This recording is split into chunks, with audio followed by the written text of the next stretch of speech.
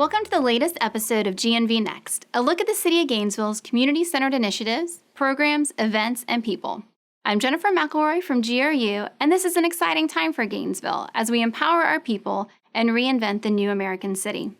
In this episode, we'll take a look at a new after-school pilot program at the Porters Community Center, which aims to address the digital divide for area school children. We'll learn about the Gainesville Fire Rescue Team, which provided search and rescue aid in the Bahamas after Hurricane Dorian, and there's much more to come.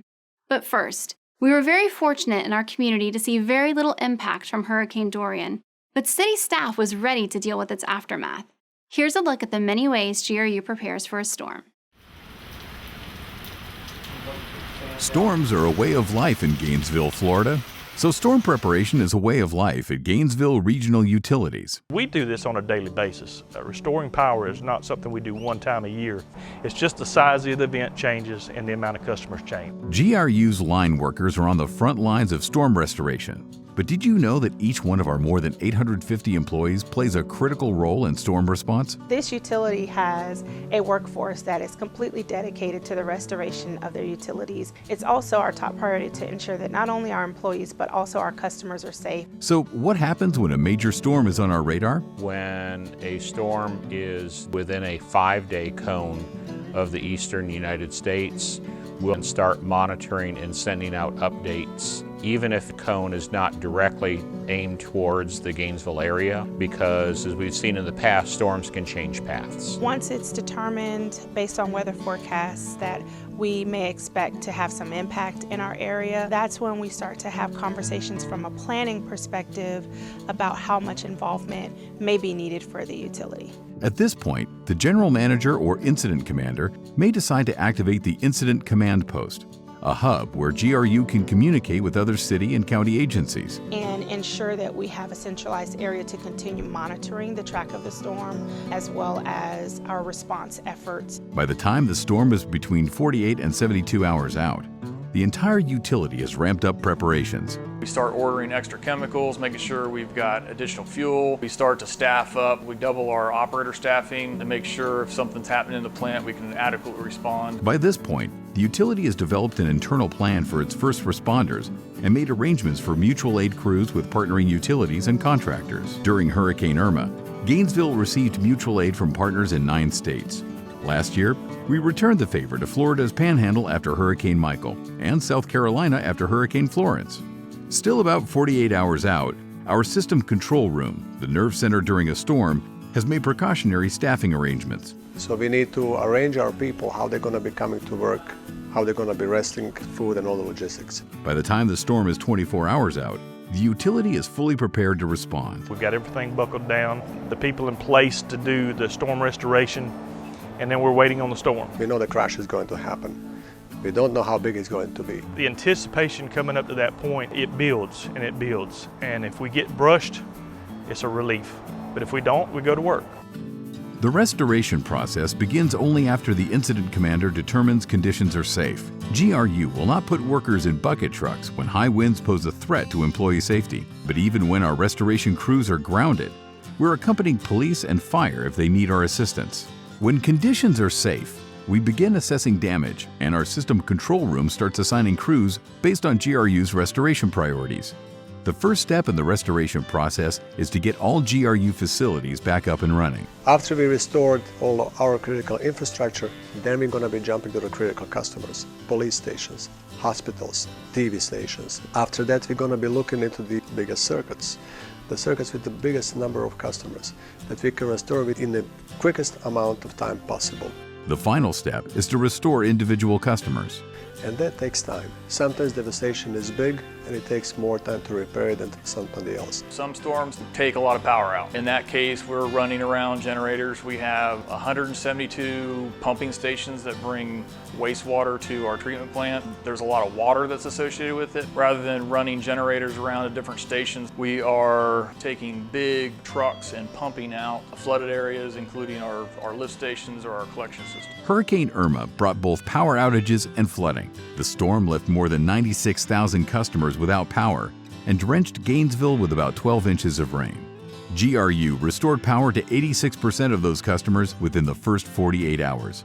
and never stop delivering safe water to the community. We need to take every storm seriously in the state of Florida.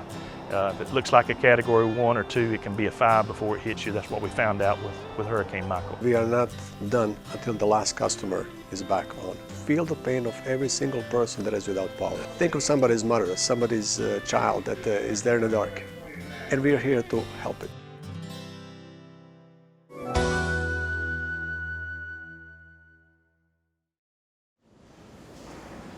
We're here to welcome back members of the Gainesville Fire Rescue Team, but more importantly, I think, to thank them for what comes naturally to firefighters, and that is to go in and help and restore, to pull people out of crisis, to bring order, to recover. Communities are only as good as our core services, and we are very fortunate in Gainesville to have some of the best firefighters around.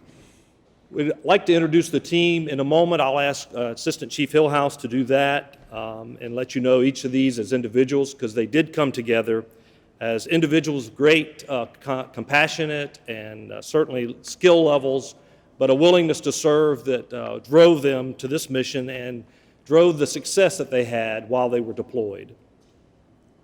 While this group is among our very best and most certainly representative of the city's compassion, and they unanimously carried the support and shared ideas of our city commission and city managers, they might also represent away from here what they do here, and that is helping their neighbor, helping neighbors, helping those that they know and don't know equally. And that even more so, they are the embodiment of an organization of heroes. That was them that raised their hand, that represent the brave men and women of Gainesville Fire Rescue. Gainesville Fire Rescue deployed a 6-person team to conduct an aerial deployment for search and rescue to Little Abaco Island. Our initial deployment was intended to be for 72 hours for us to remain self-sufficient. We extended that for a total of 5 days. We integrated with Virginia Task Force 1 and the local Emergency Operations Center to be able to conduct search missions, rescue missions, and body recovery. I'll take the opportunity to introduce you to the rest of the members of the team. Starting over here to my right, Rutledge Rogers, Tim Davis, Chad Belger, John Ciccio, and Jose Paredes. I remember when I received the call from the city manager that we had volunteer firefighters willing to put themselves in harm's way for the sake of others. I wasn't surprised to hear it, because in my time as a commissioner, I've learned that we have the finest firefighters in the state of Florida. When this disaster happened, they didn't say, can we go down for a shift and spend some time and help out and dig some folks out? They didn't say, can we go down for a day?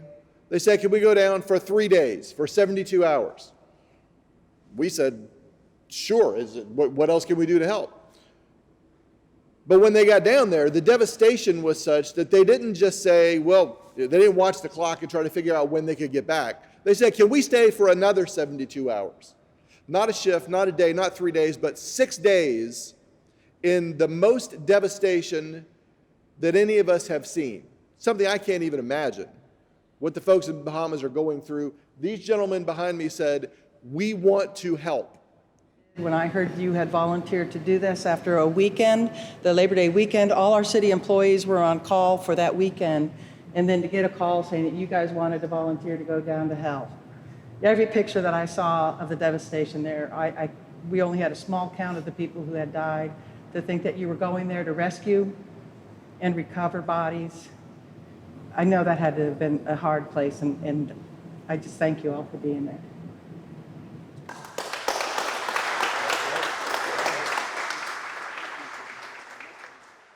Still to come, we'll visit the historic Thomas Center Gallery for a look at their latest exhibit, Synchronica, Framing Time, which is just one of the many Gainesville 150 events as we celebrate our city's history and heritage. Did you pick up sandbags for Hurricane Dorian? If so, be sure to keep them stored and ready to go. Hurricane season is just entering its peak, and those sandbags may come in handy. Be prepared, not scared, this hurricane season, and visit safegnv.org for additional tips and resources.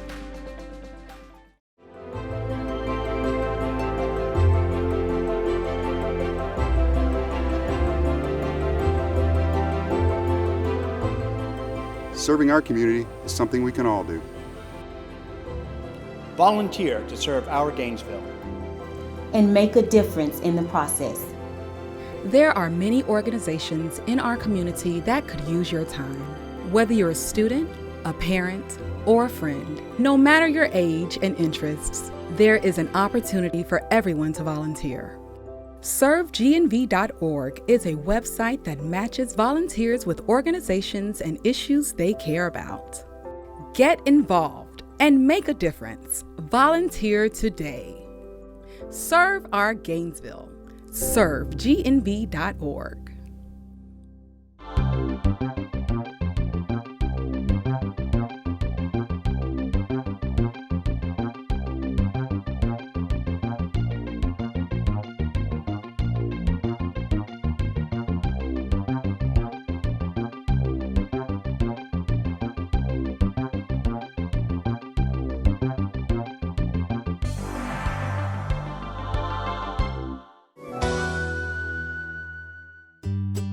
There's a new program here, which is the Skybridge Educational Program, to help those who need it the most. Children that do not have access to internet.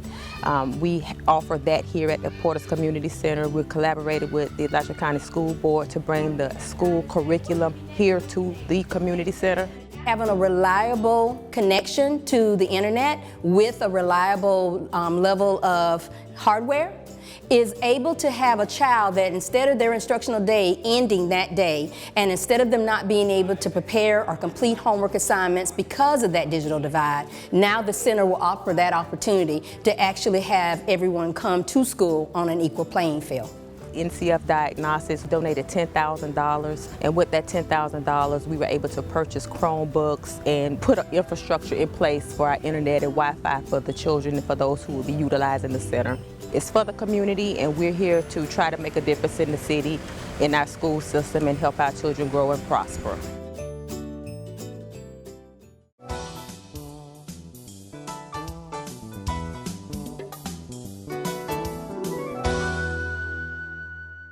We hope you've enjoyed this look at the many exciting projects going on in Gainesville as we transform into a city that is citizen-centered and people-empowered. Before you go, GRU would like to remind you to keep unflushables from taking over your bathroom. These troublemakers clog pipes and cause overflows in your neighborhood. Only flush the 3 Ps, paper, pee, and poo. We leave you now with a look at the Gainesville 150 art exhibit, Synchronica, Framing Time, running through January 4th at the historic Thomas Center Gallery. Join us again to see what's going on in GNV Next.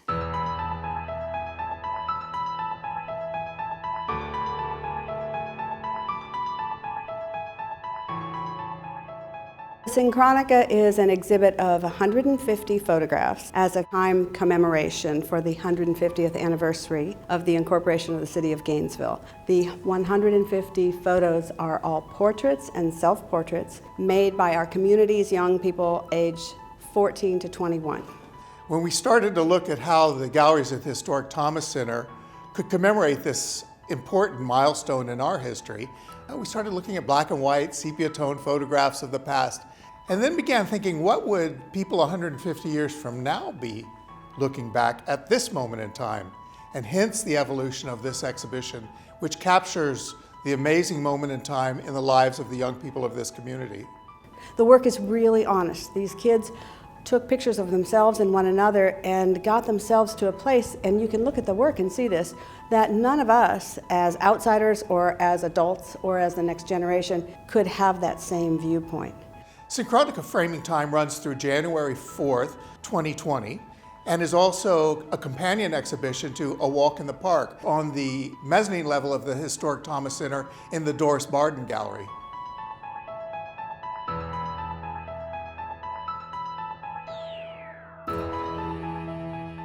Synchronica Framing Time is really the result of a community-wide effort to put the exhibition together and also to bring the Gainesville 150 project to the community.